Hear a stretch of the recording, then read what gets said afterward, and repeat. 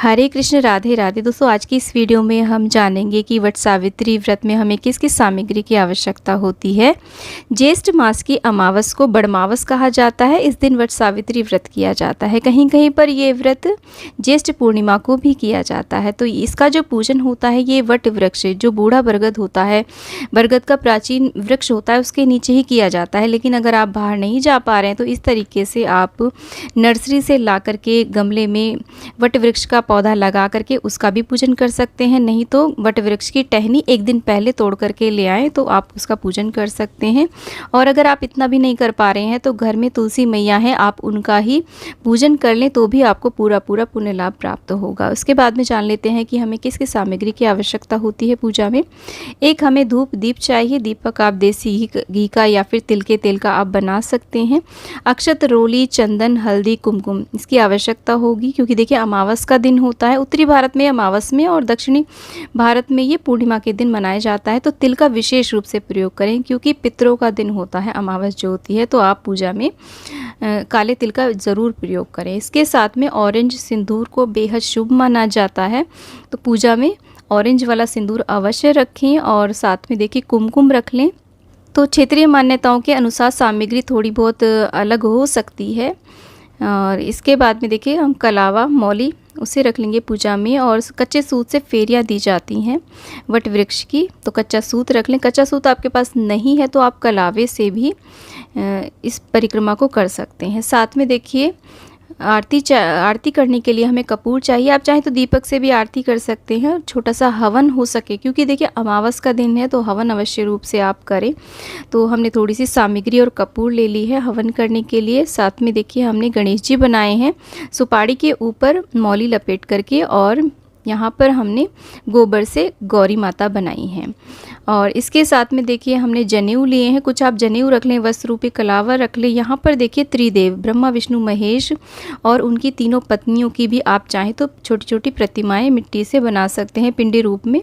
साथ में श्रृंगार की सामग्री पूजा में भेंट की जाती है सावित्री माता को बरगद के वृक्ष पर। इस प्रकार से यहाँ पर देखिए चूड़ी, बिंदी, मेहंदी, आलता, चुनरी आदि जो भी मेन चीज़ें होती हैं वो आप रख सकते हैं। बाकी आप अपने सामर्थ्य के अनुसार जितनी चाहें उतनी श्रृंगार की सामग्री यहाँ पर भेंट कर सकते हैं।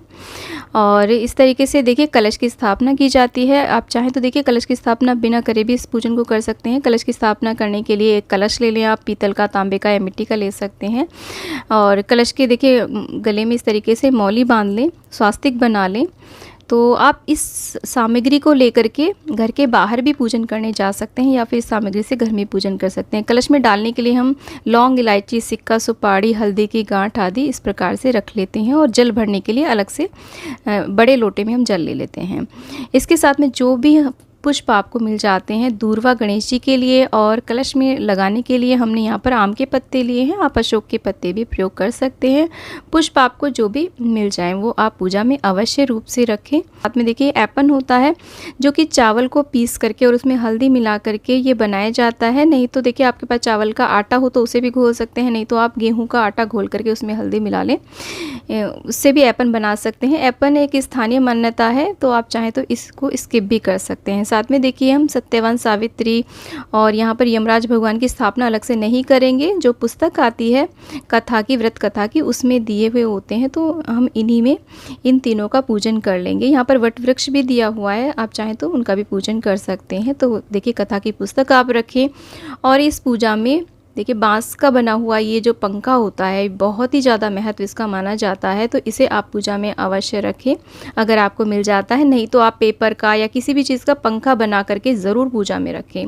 शुभ तो देखिए बांस का ही माना जाता है, बांस की डलिया का और बांस के इस प्रकार से पंखे का। आप चाहें तो देखिए नारियल का भी बना हुआ आता है, वो भी आप ले सकते हैं। अब कोई भी उपवस्त्र आप वट वृक्ष को अर्पित कर सकते हैं। आप चाहें तो यहाँ पर देखिए पैरावनी रख सकते हैं, पूजा में साड़ी आदि भी रख सकते हैं। और आप यहाँ पर देखिए पूजा में आप अपने हस्बैंड के लिए कोई ना कोई वस्त्र अवश्य रूप से निकालें। कोई टी शर्ट निकाल सकते हैं, पैंट शर्ट निकाल सकते हैं, या फिर इस प्रकार से कोई भी उनके लिए धोती, कुर्ता कुछ भी यहाँ पर चढ़ा सकते हैं। पूजा के बाद में आप इसे अपने हस्बैंड को दे सकते हैं पूजने के बाद में। जल का हमें एक कलश चाहिए और बाकी कलश स्थापना के लिए अलग से जल और चाहिए, शुद्ध जल।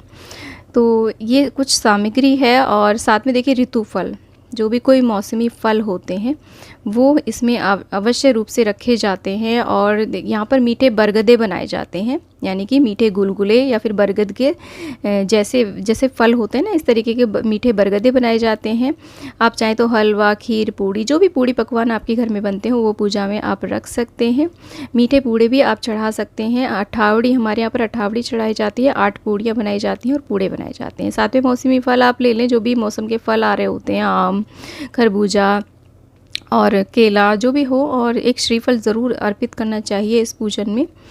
तो इस प्रकार से दोस्तों ये ऋतुफल ज़रूर से रखें। नारियल रखें, नारियल के ऊपर देखिए हम कलावा लपेट करके ही इसको हम भेंट करेंगे। वट सावित्री व्रत पूजन में सबसे महत्वपूर्ण चीज़ होती है काले भीगे हुए अंकुरित चने। तो आप इन्हें अंकुरित कर लें एक दिन पहले ही। और अंकुरित चने अर्पित करने से इस पूजा में कहते हैं कि हमारी वंश बेल सदैव वृद्धि को प्राप्त होती है, सदैव वह बढ़ती रहती है। तो इनको आप पूजा में अवश्य रूप से प्रयोग करें। तो इस प्रकार से दोस्तों हमारी क्षेत्रीय मान्यताओं के अनुसार मैंने आपको ये सामग्री यहाँ पर शेयर करी है। हो सकता है आपकी क्षेत्रीय मान्यता के अनुसार थोड़ी बहुत सामग्री डिफरेंट हो सकती है और आप उसके अनुसार रख सकते हैं। तो इस प्रकार से दोस्तों एक चीज़ और है, इस पूजा में आप अपना सिंदूरा यानी कि सिंदूरदान अवश्य रूप से रखें और वट वृक्ष के पत्तों से आप गहने बना करके उन्हें अवश्य रूप से पहने और एक बड़ी सी माला बनाएं कलावा और उसमें पत्ता लगा करके उसे आप अपने पति के हाथ से धारण करें। एक दिन तो कम से कम उस माला को आप अपने गले में अवश्य रूप से पहने। तो उम्मीद करती हूँ वीडियो आपको अच्छा, ज्ञानवर्धक और यूज़फुल लगा होगा। वीडियो थोड़ा भी यूज़फुल लगा है तो वीडियो को लाइक, शेयर, चैनल को ज़रूर सब्सक्राइब करें और कमेंट बॉक्स में जय वट सावित्री मैया की अवश्य लिखें। दोस्तों मिलती हूँ नेक्स्ट वीडियो में, तब तक के लिए राधे राधे।